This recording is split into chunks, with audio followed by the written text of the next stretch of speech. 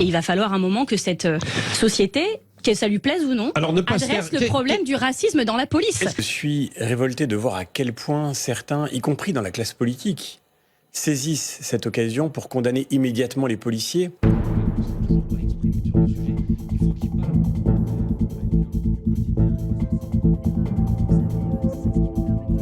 Ça montre la gravité de la déchéance de l'autorité de l'État qui est mise dans les mains de gens qui sont des irresponsables et des criminels pour celui qui a tiré.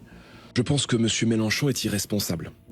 Et j'aimerais rappeler à M. Mélenchon que tous les jours nos policiers sont pris à partie. Je pense qu'il faut quand même réaffirmer que c'est quand même la police qui détient le droit de faire usage de la force, et quand elle demande de la violence légitime, c'est ça. Voilà, en étant dans un état de droit, il faut quand même un moment aussi rappeler les fondamentaux. Quand il y a un barrage de police, on s'arrête, point barre. Quand je vois des députés de la France Insoumise qui hier soir, sans rien savoir, étaient dans les commissariats pour contrôler si des émeutiers qui auraient été arrêtés à Nanterre étaient bien traités comme il le fallait, etc. Tous ces gens-là sont des irresponsables. Que ça plaise ou non à certains, pour Naël, pour les précédents, malheureusement sûrement pour les suivants, on ne va pas se taire.